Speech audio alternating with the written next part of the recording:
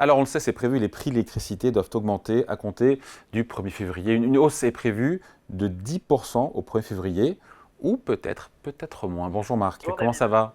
Bonne année, hein. Tous mes voeux. David? Oui, m'entendez? Bonjour. Oui, je vous entends, excusez-moi. Je souhaitais une bonne année, Marc, tout simplement. Bonne année David, bonne année pour l'émission. C'est gentil, merci à vous aussi. Donc, journaliste à l'opinion, déjà, pourquoi est-ce que les prix augmentent d'électricité à la fin du mois? Il faut rappeler un peu le contexte. C'est la sortie progressive du bouclier tarifaire qui est prévue par le gouvernement. Et donc, on réintroduit, on augmente progressivement certaines taxes. Je ne suis pas expert du sujet. C'est ça, ce sont les taxes qui pèsent sur l'électricité, qu'on a appelé la taxe intérieure sur la consommation du prix de l'électricité, TICFE, qui change régulièrement de nom. Aujourd'hui, ça s'appelle les assises sur l'électricité. Bref, et donc ce niveau de taxe avait été réduit à 1 euro par mégawattheure contre 32 euros avant la crise. Et donc, l'idée, là, c'est de remettre un niveau de taxe qui ne sera pas de 32 euros, mais de remettre une partie des taxes, puisque le prix de l'électricité sur les marchés se normalise. Donc le gouvernement considère qu'on ne peut plus se priver de l'argent qui est rentré dans les caisses auparavant, avant la crise, avec les taxes sur l'électricité.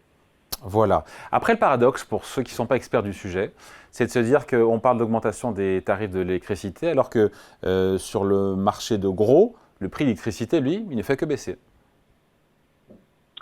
Effectivement, alors après, les prix réglementés de l'électricité sont calculés en fonction de plusieurs années de référence. Et donc, en fait, avec la baisse sur les marchés de gros, la Commission de régulation de l'énergie calcule que normalement, le prix de l'électricité devrait être réduit au 1er février de 0,35%. Et avec l'augmentation de taxes dont on a parlé, le gouvernement a prévu que le prix de l'électricité pourrait augmenter jusqu'à 10% maximum. Il doit encore prendre une décision politique et fixer exactement cette hausse de tarif et donc le niveau exact de la taxe. Ce qu'on peut noter, c'est que en décembre, au Sénat, les Républicains avaient demandé, au nom de la fin du quoi qu'il en coûte, au gouvernement de remettre l'intégralité de la taxe qui pesait sur les tarifs d'électricité, c'est-à-dire 32 euros par mégawattheure. Le gouvernement, ce qui supposait une augmentation des prix pour tout le monde de l'électricité de 20% à peu près.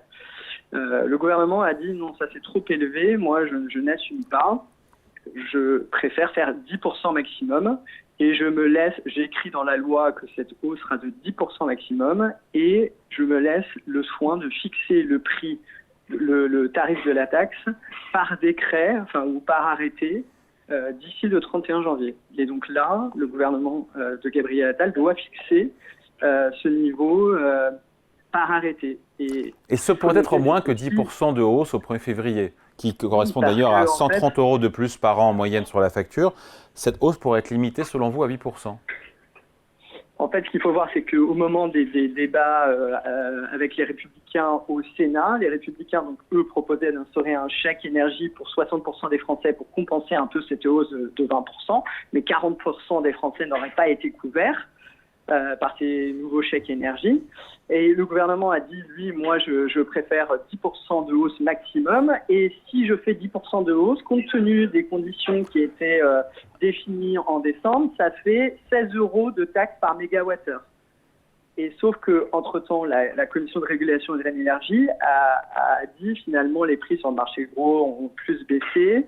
Et donc, on peut calculer, avec un calcul, on peut se dire si le gouvernement va avoir le même rendement budgétaire que ce qu'il prévoyait en décembre, avec une taxe à 16 euros par mégawattheure, la hausse serait de 8%. C'est-à-dire que sans renoncer aux recettes qu'il avait prévues, le gouvernement peut faire un coup de pouce. passer une hausse de 8%, qui permettrait à Gabriel Attal de dire on vous a un peu entendu, je fais non pas une hausse de 10%, ce qui était le maximum fixé, je fais 8%, et je me retrouve avec le même niveau de rendement budgétaire que ce qui était prévu, parce qu'entre-temps, en fait, le prix de l'électricité, le gouvernement en décembre pensait qu'ils allaient augmenter hors taxe de 2%, et finalement, ils vont baisser de 0,35%, ce qui leur laisse un peu de marge qui veulent aller jusqu'à 10% d'augmentation du prix de l'électricité pour mettre un peu plus de taxes que ce qu'ils avaient prévu. Donc la question, c'est Est-ce qu'on va récupérer plus d'argent que prévu avec les taxes et aller jusqu'à 10%, ou est-ce qu'on va faire un petit geste? Et c'est combien en milliards, ce ce petit geste entre une hausse de 10% du prix de l'électricité, si ça passe à 8, quel est le geste en milliards d'euros que ça coûte à l'État? C'est à peu près 2 milliards d'euros selon nos informations. C'est-à-dire que le niveau de taxe prévu aujourd'hui, ça rapporterait 4 milliards au gouvernement. Et s'ils vont jusqu'à 10%, jusqu'à 10%, ça fait 6 milliards d'euros. Donc il y a une différence de 2 milliards. Donc ils pourraient ne pas prendre ces 2 milliards puisque c'est une bonne surprise. Donc se dire, on va s'asseoir dessus, on va garder le même rendement budgétaire que ce qu'on prévoyait à la fin de l'année. Et donc la hausse ne serait que de 8%.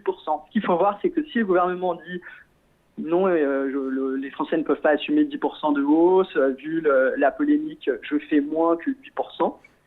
Eh bien, il devra s'asseoir sur des recettes budgétaires. On pourrait imaginer un geste plus fort de la part de Gabriel Attal, du nouveau Premier ministre, là-dessus, pour contenir sous 8% la hausse des prix de l'électricité, se priver de recettes fiscales.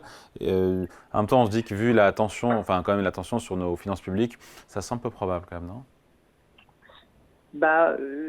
Gabriel Attal, il est un peu coincé parce qu'il a eu un discours très offensif et très positif envers les classes moyennes. Et donc, évidemment, à chaque fois qu'il augmente des impôts et que les classes moyennes sont touchées, c'est-à-dire à peu près tous les impôts, on lui dit vous avez une politique anti-classe moyenne. Et donc il pourrait estimer qu'il ne faut pas envoyer ce signal en ces temps difficiles politiquement et avec les élections européennes qui arrivent, et dire on va augmenter les prix de l'électricité de moins de 10%, et à ce moment-là, il y aura effectivement un problème budgétaire. Alors, il faut voir un petit peu s'il peut se rattraper ailleurs dans le budget ou s'il peut faire un peu plus de déficit. Effectivement, l'objectif est de redresser les comptes. Donc, à Bercy, on n'est pas du tout favorable.